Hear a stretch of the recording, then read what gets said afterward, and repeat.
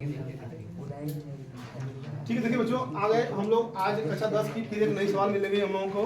अगले अभ्यास का है, क्वेश्चन है, इसमें ये कहा हुआ है सिद्ध कीजिए कि कड़ी में दो एक अपरिमेय संख्या। ये देखो, ये बहुत ही इंपॉर्टेंट सवाल है, ये परीक्षा में पक्का छपा हुआ है, मान के चलो ये परीक्षा में आना एकदम तय है, जरूर आएगा।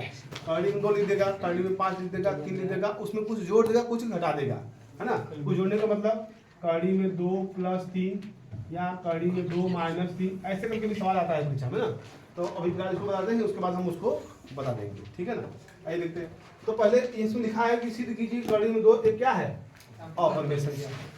अपरिमेय संख्या है तो उल्टा इसका पहले मान लो कि यह क्या है, परिमेय संख्या, है ना। ऐसे मान के चलेंगे, लास्ट में देखेंगे कि जब माने हैं परिमेय संख्या, क्या परिमेय संख्या होना चाहिए, जबकि परिमेय संख्या नहीं होगा तो वो सिद्ध हो जाएगा कि वो क्या है, अपरिमेय संख्या। ठीक, माना कड़ी में 2 एक परिमेय संख्या है। तो परिमेय संख्या की कौन से रूप होता है बच्चों, परिमेय संख्या का रूप में होता है p/q के रूप में होता है, जहाँ q ≠ ये होता है। देखो परिमेय संख्या हम लोग कक्षा 8 में पढ़े हैं, ठीक है ना। तो परिमेय संख्या कब होगा, जब वो p/q के रूप में होगा और नीचे वाला जो हर होगा वो 0 के बराबर नहीं होगा। ठीक, तो मान लेते हैं कड़ी में p, कड़ी में 2 एक परिमेय संख्या है, तो कड़ी में 2 बराबर लिखेंगे p/q ही नहीं लिखेंगे हम लोग, a/b भी लिख सकते हैं, कुछ भी लिख सकते हैं, बटा के रूप में लिखेंगे उसको हम लोग। और जहां नीचे वाला मान क्या होना चाहिए, 0 के बराबर नहीं होना चाहिए। देखिए, जहां a और b सहअभाज्य मतलब एक दूसरे को काट सकते हैं समान। अब इसको लिख सकते हैं कड़ी में 2 3 गुणा कर देंगे बच्चों, b का इसमें गुणा करेंगे तो क्या मिलेगा, कड़ी में 2b a हमारे पास रहेगा। क्या कीजिएगा, इसका दोनों पक्षों का वर्ग कर दीजिएगा, इसका दोनों पक्षों का वर्ग करेंगे। वर्ग करेंगे तो a का स्क्वायर मिल जाएगा, यहाँ इसका कड़ी हट जाएगा बच्चों, यहाँ का मिलेगा हमको b स्क्वायर मिल जाएगा। ठीक, ये मिल गया। अब यहाँ देखिए बच्चों कि अब इन दोनों का ये गुणा है ना। गुणा होने का मतलब यह संख्या इसका गुणनखंड है, इस संख्या का यह गुणनखंड है, यानी कि यह संख्या इससे कट रही होगी, है ना, इससे भी कट रही होगी। तो मगर ये कौन संख्या है, चर राशि, हमको इसका मान पता नहीं है, मगर इसका मान पता है, क्या है 2, यानी कि 2 से यह राशि क्या होगी, कट रही होगी। लिखेंगे क्योंकि 2a² को विभाजित करता है, इसको लिखेंगे परीक्षा में, ध्यान दीजिए, छोटा क्वेश्चन है।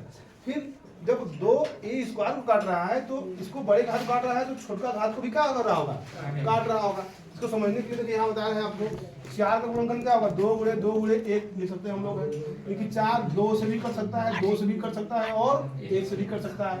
4 को हम लोग लिख सकते हैं घात में, लिख सकते हैं 2 की घात में 2, यानी कि ये जो छोटी वाली संख्या है, यह संख्या घात हट भी जाएगा तभी यह संख्या 2 से क्या होगी, विभाजित होगी, कटेगी। तो देखिए 2a को भी क्या करेगा, विभाजित करेगा, यानी कि यहाँ a के स्थान पर योग की जो संख्या होगा यह 2 का गुणांक होगा, क्या होगा, 2 का गुणांक होगा। तो 2 का गुणांक मान लेते हैं कि a बराबर 2c। यह जो संख्या a है, यह संख्या a है जो 2 से विभाजित हो रही है, यह क्या होगी, 2 की गुणा में होगी। तो 2 का गुणा में होने का मतलब 2 का गुणा 2c हम लोग मान सकते हैं। a बराबर क्या हो जाएगा, 2c लिख सकते हैं। ठीक, फिर करें कि पुनः इसका स्क्वायर कर दिया जाए, जैसे यहाँ हम लोग स्क्वायर किए हैं, फिर स्क्वायर करेंगे तो a का स्क्वायर पर यहाँ क्या हो जाएगा बच्चों, 4c का स्क्वायर, क्या मिलेगा, 4c का स्क्वायर। ठीक, अब देखते हैं अपने मेन टॉपिक में आते हैं, जहाँ स्टार्ट किए थे। a² बराबर 2b² है बच्चों, a² बराबर क्या है, 2b का स्क्वायर है। तो अब a² के स्थान पर हम यहाँ लिख सकते हैं 4c का स्क्वायर, क्योंकि हमने माना है यहाँ पे, चूंकि वो 2 का गुणांक होना चाहिए, 2 गुणांक हो गया, 4c का स्क्वायर हो गया, इधर 2b का स्क्वायर ऑलरेडी था हमारे पास। ठीक, अब क्या करेंगे, 2 से इसमें हम लोग भाग करते हैं, तो 2 दूना के 4, यहाँ 2 मिल गया हमको, c² मिल गया, यहाँ क्या है b² कट जाएगा। अब फिर देखेंगे, अब देखो ठीक इसका उल्टा प्रोसेस हो गया, जहां पहले यहाँ a² बराबर 2b² हुआ करता था, अब यहाँ क्या हो गया, 2c² बराबर क्या हो गया, b²। ठीक उसका उल्टा अपोजिट हो गया नीचे वाला, यानी कि जब यह 2 अब b² को काटेगा, जैसे यहाँ पे हम लोग कहते हैं 2a² को काट रहा था, उसी प्रकार यहाँ क्या कर रहा है, 2b² को काट रहा है ना। तब जब 2b² काट रहा है तो 2b के 2 घात काट रहा है, तो 1 घात को भी क्या करेगा वो, ठीक, जब वो काटेगा इसको, तो अब कहेंगे कि देखो अगर इसे हमको मिल गया कि a और b में कम से कम एक उभयनिष्ठ गुणनखंड 2 है, क्या है, 2 है, जो दोनों में गुणांक के रूप में पड़ा हुआ है। देखो यहाँ b वाले में 2 का गुणा है, यहाँ ए वाले में भी 2 गुणा है, जो सी ग्रुप में हम लोग लिखे हैं। गुणनखंड के रूप में क्या है, उभयनिष्ठ गुणनखंड कितना है, 2 है। परंतु इससे इस तथ्य का विरोधाभास प्राप्त होता है कि ए और बी में एक के अतिरिक्त कोई उभयनिष्ठ गुणनखंड नहीं। यदि वह परिमेय संख्या है तो वो उसमें क्या होना चाहिए, गुणनखंड के रूप में 1 होना चाहिए।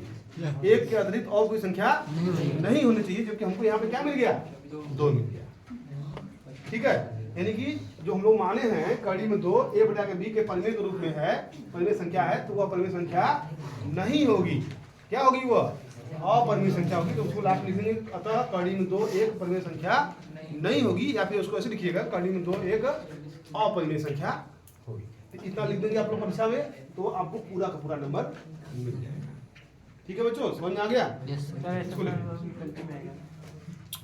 कल का हुआ